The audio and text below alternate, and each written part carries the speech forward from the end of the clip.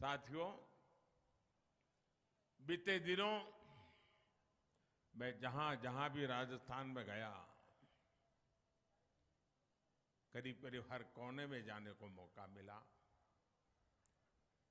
मैंने छोटे छोटे बच्चों की भावनाओं को समझा, माताओं बहनों को सुना, यहाँ के राजनीति के खिलाड़ियों को सुना।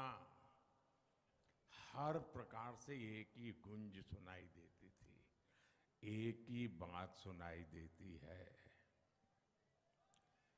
गहलोत जी, एक ही बात सुनाई देती है। गहलोत जी, कोनी मिले वोट जी।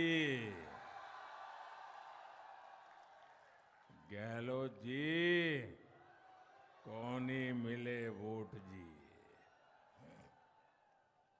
और साथियों,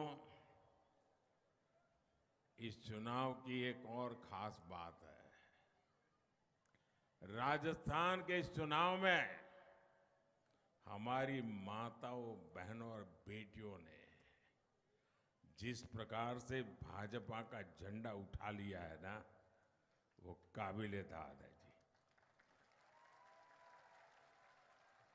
मैं देखता ही रह रहा हूं, जहां जहां मेरी नजर जा रही है, माताएं बहनें क्या कमाल कर दिया है।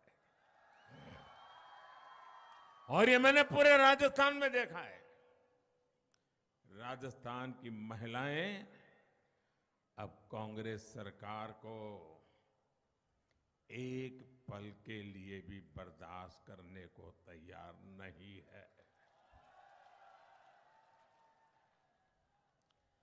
राजस्थान ने आज तक इससे बड़ी महिला विरोधी सरकार नहीं देखी है। इसलिए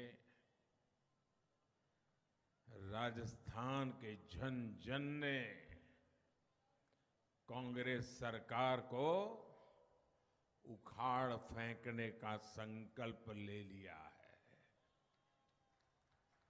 और अपनी सौगंध का मान रखना, ये तो राजस्थान की धरती की अपनी ताकत है और यहां की जनता उसे जानती भी है। और इसलिए कल मैंने ये डंके की चोट पर कहा है,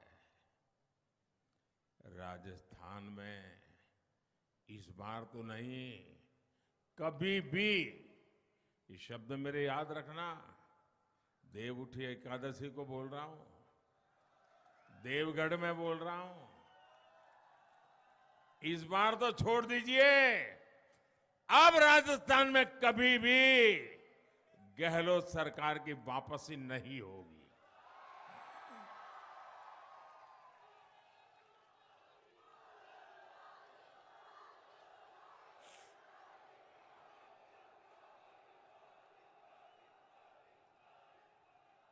मेरे परिवारजनों, राजस्थान की इस धरती का कण कण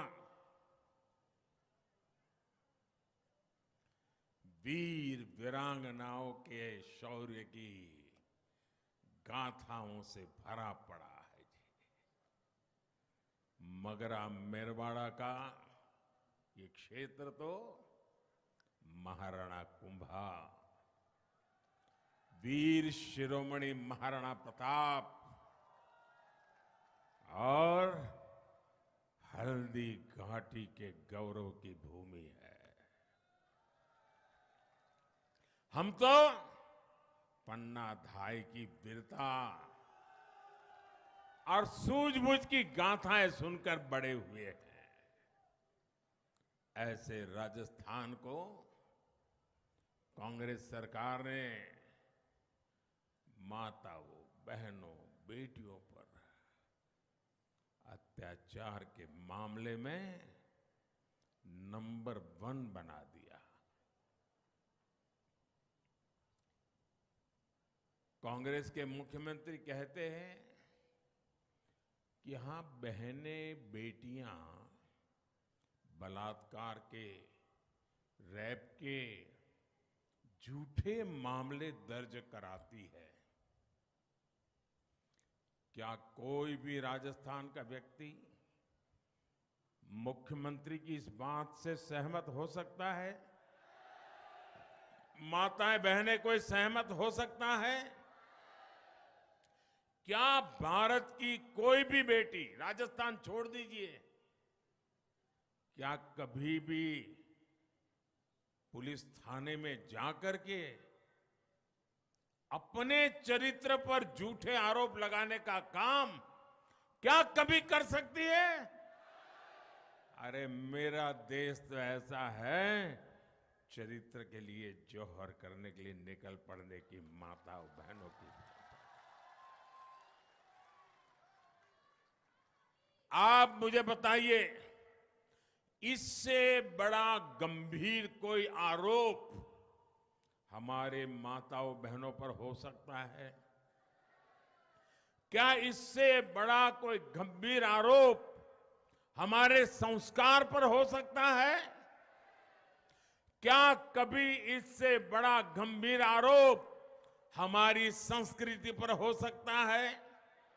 क्या कभी इससे बड़ा कोई आरोप हमारी परंपरा पर हो सकता है? जिन्होंने ऐसा आरोप लगाया है, उनका क्या करोगे? क्या करोगे? क्या करोगे? क्या करोगे? ये चुनाव उनको सजा देने का चुनाव है, और आपके एक वोट में उनको सजा देने की ताकत है। माताओं बहनों का अपमान करने वालों को सजा दोगे भाइयों? उनको सजा दोगे? करारी सजा दोगे? और गहलोत जी के एक सबसे करीबी मंत्री क्या कहते हैं? वो कहते हैं कि राजस्थान मर्दों का प्रदेश है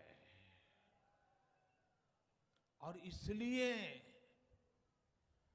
महिलाओं पर अत्याचार को वो वाजिब बताते हैं। मैं जरा आपका गुस्सा देखना चाहता हूं। जिस दिन से मैंने सुना है ना, मैं मेरे गुस्से को काबू में नहीं रख पाया हूं।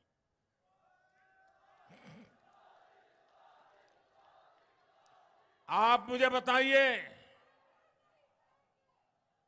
क्या किसी बलात्कारी को कोई भी मर्द कह सकता है क्या? उस पुरुष की सगी मां भी उस बेटे को भी मर्द कहेगी क्या? क्या ये मर्दों का अपमान है कि नहीं है?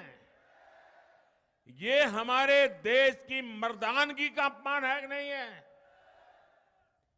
क्या ये बात ऐसे ही सुनकर के राजस्थान का पानी, क्या इसको सह सकते हैं? सह सकते हैं? उपाय क्या है? उपाय क्या है? उपाय क्या है? सजा दीजिए दोस्तों, सजा दीजिए। ये सिर्फ सरकार बदलने का मुद्दा नहीं है, ये कांग्रेस के लोगों को सजा करने का मुद्दा है, और वोट देकर के सजा कर करके राजस्थान ने दिखा देना चाहिए।